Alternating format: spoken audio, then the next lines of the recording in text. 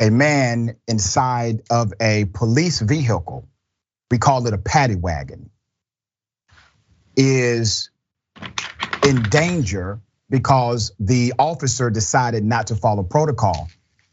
The officer ends up doing something that breaks his neck. Here's the first video.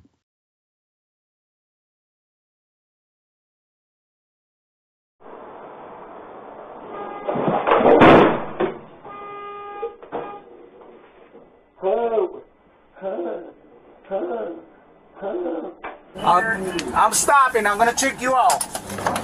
What happened? What? You fell. Yeah. What happened? Can you move at all? I can't move. What? How your leg is all the way up there? Understand me, listen, brother. All right, I can't move you, so I have to hold on. I'm gonna have to get an ambulance. Listen, no. Huh? Yes, but understand. Go ahead. I fall. I cannot move my arms. All right, do not move. I can see moving your arm. No. Okay. Look at my hand. All right, hold on.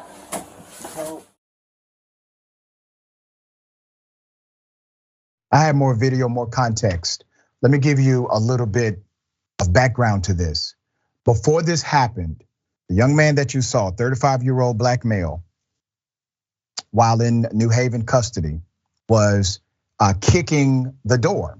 He was likely kicking the door because maybe it was hot inside of that cabin. Well, police officers do something called giving an inmate a rough ride. We saw this with the Freddie Gray case as well. That's a tactic that law enforcement will use when they don't like a person in their custody. They will put them in the paddy wagon, not put a seatbelt on them, and start driving around erratically. It's to punish the person in their custody. Randy Cox breaks his neck, following an abrupt stop by the police. Mr. Cox was then dragged out of the van. Here's the next video. Cox, either we can move you or you can wait till ambulance move you.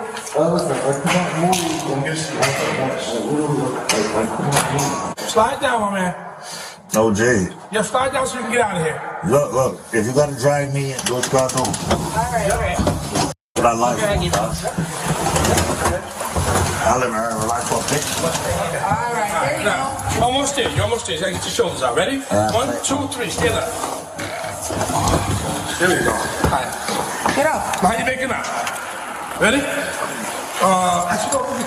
Get the.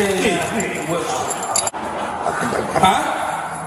You ain't cracking. You just drink too much. No, you drink too much. I can't feel it, bro. Sit up. Stop playing around. Oh my God, bro. Yeah, sit up. You're doing extra. Sit up. They accused him of faking. They broke the man's neck. They were supposed to take him to a damn hospital. They took him to jail with a broken neck, moving the body, which is prohibited in situations like that.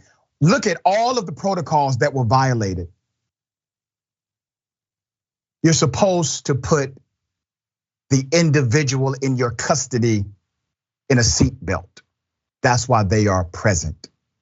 You're supposed to follow basic traffic laws to make sure no one is injured. When someone is injured in your custody, you are supposed to immediately make sure they have emergency attention. This cop and these cops violated every tenet of their protocol, all of them. You know why? Because they don't value life.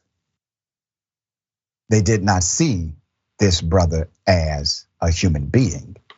Culture, not policy. The policy's right.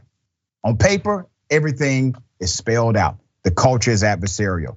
So the police then booked Mr. Cox, dragged him, took him out of the wheelchair. Here it is. Sit up. What else did you have? Did you have some drugs and alcohol? Listen, no.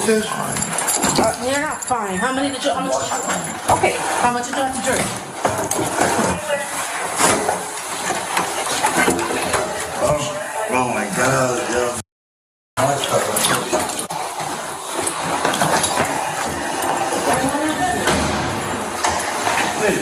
A little kiss. Huh? A little kiss. He's perfectly fine. Hey. You want to put these on? Yep. Hold on, Ron. Hold on, Ron.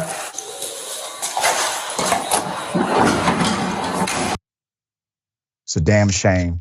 The ambulance eventually arrived. They immediately took him to the hospital. Let's put up his picture next to what happened after he was paralyzed. Richard Randy Cox was showing clear signs of paralysis. He was arrested on a gun charge of being taken to New Haven police detention when he was injured in the back of their transport van. Officer Oscar Diaz said he braked to avoid a collision. That is his story that he put on the record. Cox had to undergo surgery for his injuries and may suffer permanent paralysis. Let's talk about going against protocol here, all right? Diaz then resumed driving to the police department, despite Mr. Cox, a human being, calling for help and saying he was injured and could not move. A few minutes later, Officer Diaz stopped the van to check on Mr. Cox, who was lying motionless on the floor. Officer Diaz then called paramedics, but told them, just meet us at the station instead of waiting. Yeah, I'm taking him to jail anyway. I'm gonna move him anyway, okay? Let's put up the picture of the acting chief, okay? The acting police chief, Regina Rush Kittle, called the handling of Mr. Cox unacceptable. The chief placed 5 officers on paid leave while the June 19th incident is being investigated. 3 of the police officers were placed on leave last week. Put up a picture of the mayor of this city, okay? His name is Justin Elliker. In a statement, the good mayor expressed concern that the actions of the officers, and I quote, do not reflect the high standards to which I know other police officers hold themselves to every day. Damn lie. Let me tell you why that's a lie. You saw how many cops were involved in this, Mr. Mayor? Since you think your police department is so culturally significant and correct, why is it that not one of those cops stopped this madness? Not one of them. Meanwhile, he said New Haven prisoner transport vans not equipped with seatbelts have been taken out of service, and the police department is working to install seatbelts in vans that don't have them. While the state does not require seatbelts in local police convenience vans, the city will require them moving forward. Another dynamic, go to the video, there are seatbelts. This van had seatbelts in the video. Try again, Mr. Mayor. All right, Adrienne, thoughts here. You know, when these officers decide that they're going to stray from policy so that they can enact their own sense of justice by treating people in inhumane ways, of course, you know what? It really is a reflection of not only our society and the direction in which we're going, but also just complete and utter disregard because they know they're not going to face any accountability whatsoever. It's not them who are going to be paying for that settlement amount, the largely and likely 6-7 figures. No, that's going to be coming from we the people. And also, they got a paid vacation. They are enjoying this ride as far as I'm concerned, while this man may never necessarily walk again. It just shows you that the dynamics here, they're incongruent with any sense of justice or again, any sense of people who respect others as recognizing their own humanity. Why does it seem as if when that blue suit goes on, the humanity comes off? How can you sit there and watch a man who cannot move? You can't fake all of that. I mean, literally, this man had no movement from the neck down. And they continue to criticize him. They continue not to believe his story. You have professionals who are trained, Adrienne, to see things like this and do something. What suits can be brought against the police for their negligence or maybe even intentional action here?